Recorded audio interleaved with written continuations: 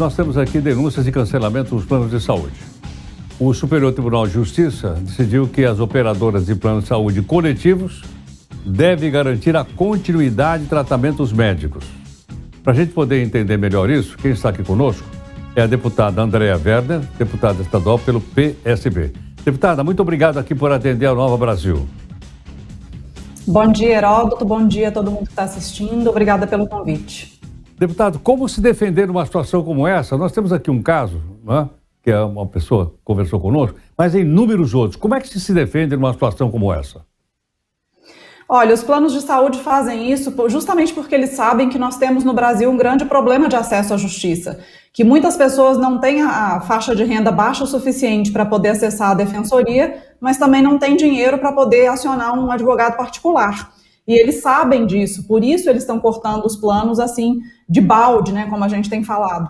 Porque o que as pessoas têm que fazer é justamente procurar um advogado, porque isso é reversível, porque é ilegal. Porque tem essa decisão do STJ que diz que pessoas em tratamento não podem ter o plano cortado. Mas, infelizmente, justamente pelo que eu falei, muitas pessoas não vão conseguir reverter essa situação. Por isso que a gente está coletando essas denúncias no nosso gabinete e a gente acionou o Ministério Público. Deputada, a gente vê que está um tratamento diferente entre aquelas pessoas que têm plano coletivo e aquelas que têm planos individuais. No caso de plano individual, eles não podem interromper ou podem interromper o tratamento? O plano individual, ele quase não se vende mais, né? Não é muito interessante para a operadora. E a legislação, ela é diferente. De qualquer forma, a legislação diz que pode ser interrompido com 60 dias, se tiver comunicação, mas não pode ser interrompido de qualquer forma se tiver um paciente em tratamento, para qualquer tipo de plano. Deputada, qual é a atuação da Agência Nacional de Saúde Suplementar?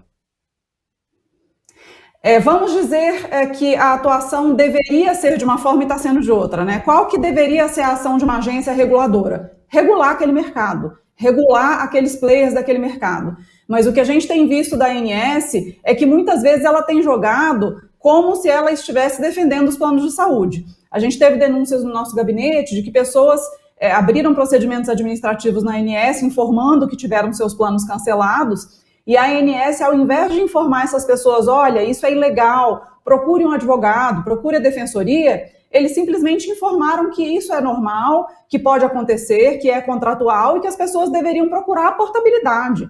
Então, a gente está vendo que tem algumas coisas meio estranhas acontecendo aí. A ANS deveria estar defendendo o cidadão e informando que isso é, sim, reversível.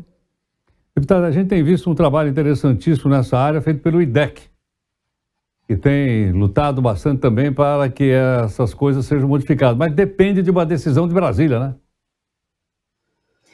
O IDEC, inclusive, foi um grande parceiro, eu falo nosso, porque ano passado eu e mais um grupo grande de ativistas, principalmente mães de autistas e de outras pessoas com deficiência, a gente se juntou em Brasília para tentar reverter aquela decisão do STJ que transformou o rol da ANS em taxativo, né? Que diz que os planos só deveriam cobrir o que tivesse no rol da ANS. A gente se mobilizou em Brasília, a gente conseguiu aprovar um projeto de lei que determinou que o rol era exemplificativo.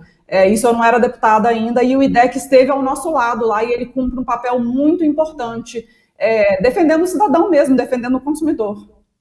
Deputada, depois dessa decisão, então, do STJ, as pessoas podem ficar tranquilas que a continuidade do tratamento vai ter?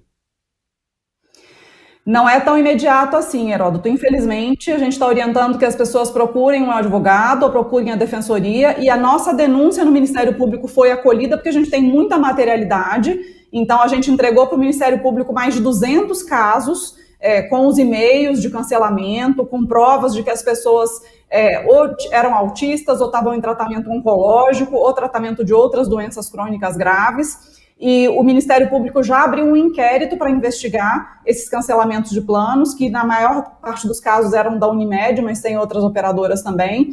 E esse inquérito está aberto e provavelmente vai gerar aí uma ação civil pública. A gente está aguardando para ver os próximos passos, mas de qualquer forma as pessoas têm urgência. Quem está em tratamento oncológico não pode esperar o inquérito do Ministério Público chegar ao fim. Então a gente está orientando que as pessoas procurem um advogado. Perfeito. Deputada, muito obrigado por atender a Nova Brasil.